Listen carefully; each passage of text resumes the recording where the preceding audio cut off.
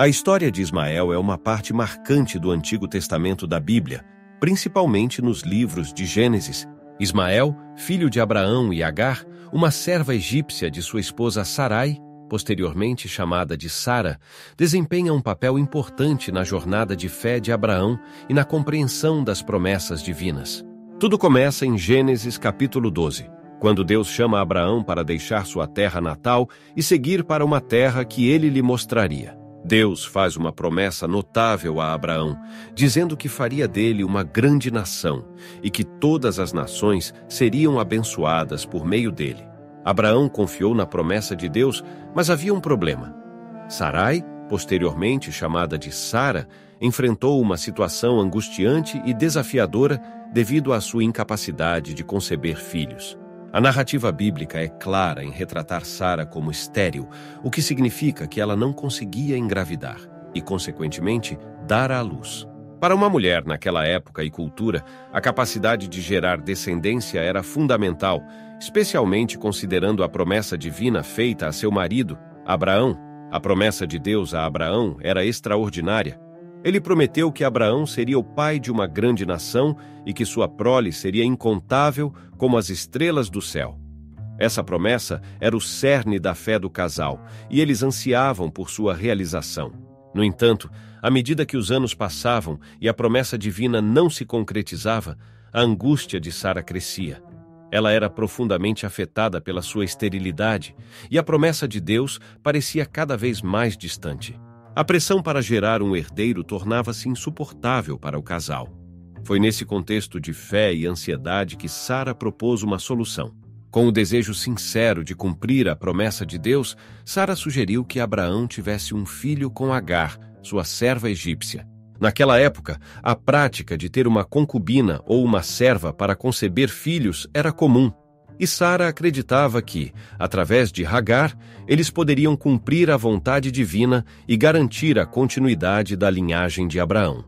Assim, a decisão de Sara refletiu as complexidades emocionais e espirituais que ela e Abraão enfrentavam.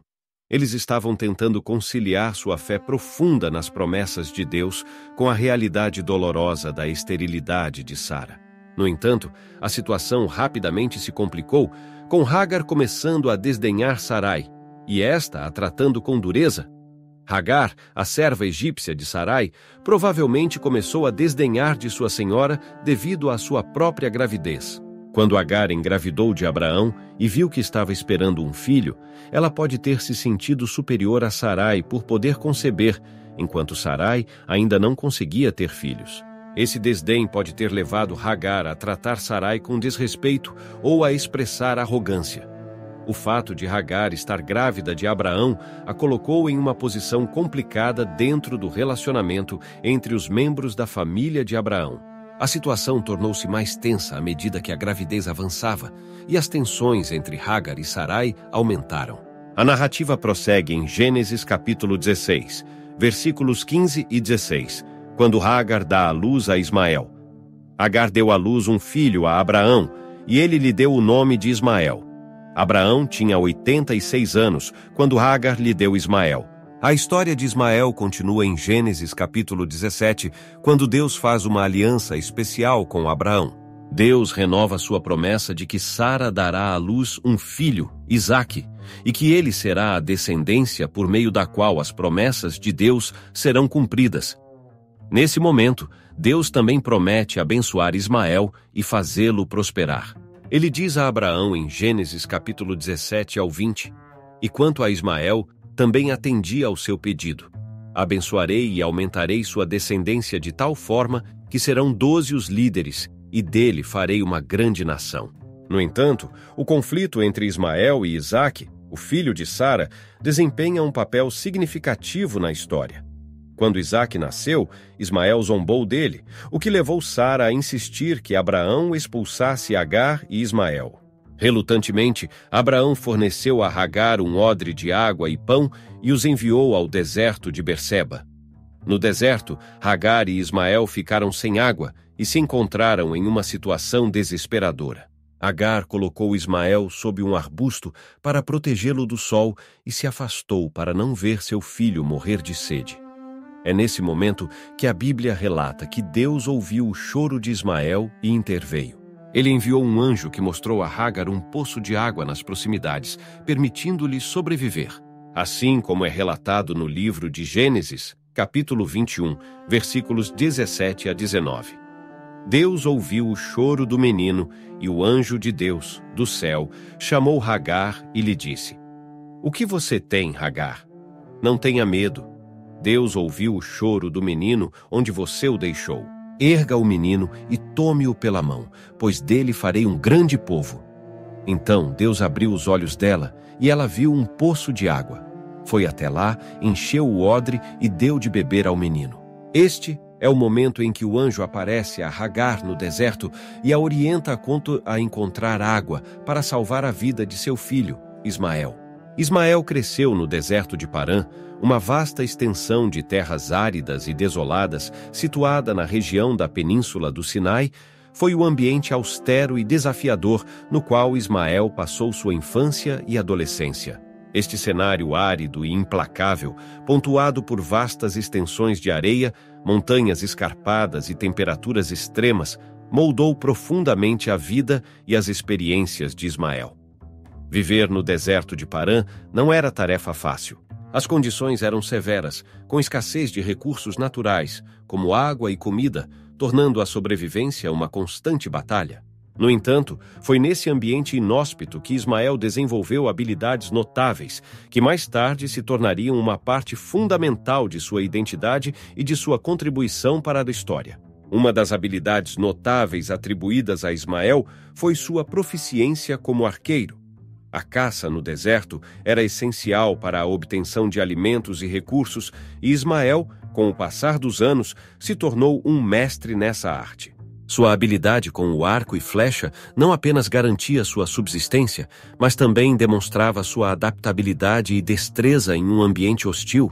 Além de sua destreza como arqueiro, o deserto de Parã também desempenhou um papel importante em sua formação espiritual e cultural.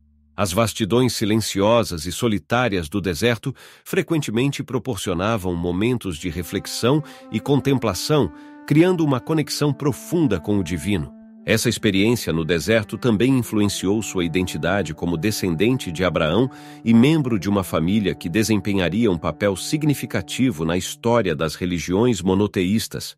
Portanto, o deserto de Parã não era apenas um cenário geográfico onde Ismael cresceu, mas um ambiente que moldou sua personalidade, habilidades e espiritualidade. Sua história como filho de Abraão e sua vida no deserto são intrincadamente entrelaçadas, contribuindo para a complexa narrativa que é a história de Ismael na Bíblia. Deus fez uma promessa extraordinária a Ismael, a promessa de que ele seria pai de uma grande nação. Ismael casou-se com uma mulher egípcia, o que por si só já representa uma união de diferentes culturas e origens. Juntos, eles iniciaram uma jornada notável que culminaria na realização dessa promessa. 12 filhos. Imagine a alegria e o orgulho que Ismael deve ter sentido ao ver sua família crescer.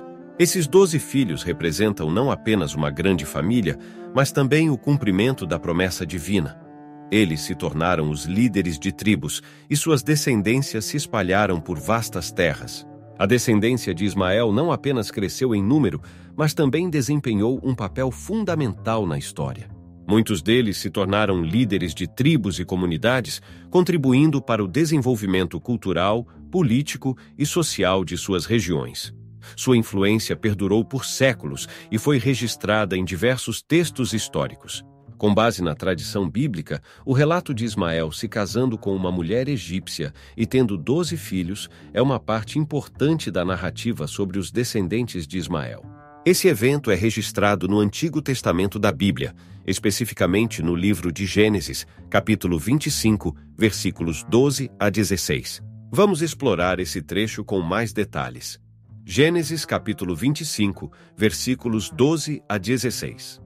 12. Estas são as gerações de Ismael, filho de Abraão, que Agar, a egípcia, serva de Sara, deu a Abraão. 13. São estes os nomes dos filhos de Ismael, por seus nomes, segundo as suas gerações.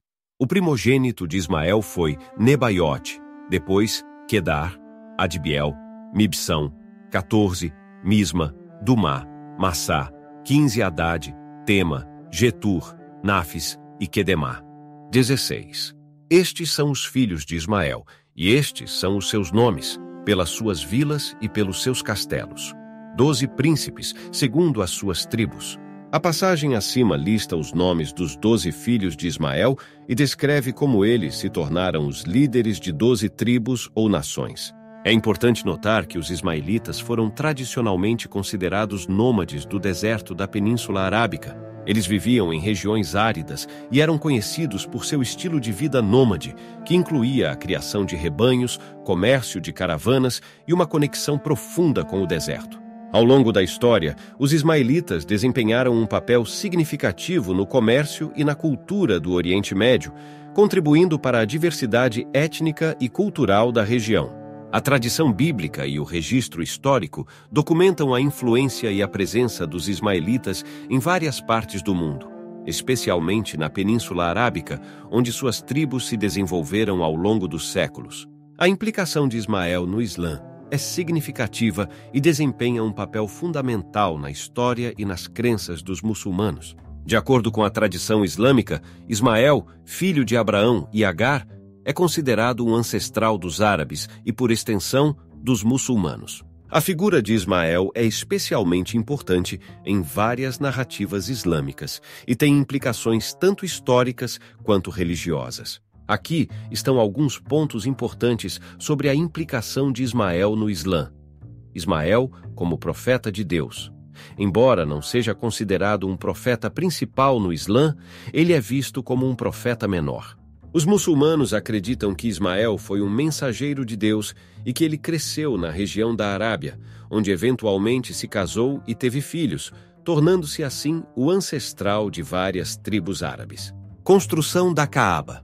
Uma das histórias mais importantes envolvendo Ismael no Islã é a sua contribuição para a construção da Caaba, em Meca. Segundo a tradição islâmica, Abraão e Ismael reconstruíram a Caaba como um local de adoração exclusiva a Deus. A Caaba é o santuário mais sagrado no Islã e é circundada pelos muçulmanos durante o Hajj, a peregrinação anual a Meca. Promessas divinas. Os muçulmanos acreditam que Deus fez promessas especiais a Ismael e sua mãe Hagar, garantindo-lhes proteção e prometendo que ele se tornaria uma grande nação. Essas promessas são vistas como uma bênção divina para os árabes e, por extensão, para os muçulmanos. Genealogia de Maomé. A genealogia de Maomé, o profeta do Islã, é traçada até Ismael. Maomé é considerado um descendente direto de Ismael e, portanto, é frequentemente chamado de Ismaelites em algumas tradições islâmicas. Unidade e diversidade. A história de Ismael simboliza a diversidade dentro do mundo muçulmano, já que os muçulmanos vêm de várias origens étnicas e culturais, mas compartilham uma fé comum no Islã. A unidade dos muçulmanos é muitas vezes destacada por meio da história de Ismael, que representa a diversidade e a unidade dos povos árabes e muçulmanos. Esperança e paciência. A história de Ismael também é frequentemente citada como um exemplo de esperança e paciência. Apesar das dificuldades enfrentadas por ele e sua mãe no deserto, eles foram recompensados por sua confiança em Deus, o que serve como um exemplo para os muçulmanos de confiar na vontade divina em face das adversidades. A história de Ismael é uma história de fé, perseverança e promessas divinas que se tornaram realidade. Ele cresceu no deserto, se tornou um habilidoso arqueiro e, mais importante, cumpriu a promessa de Deus de ser pai de uma grande nação. Sua descendência deixou um impacto duradouro na história e seu legado continua vivo.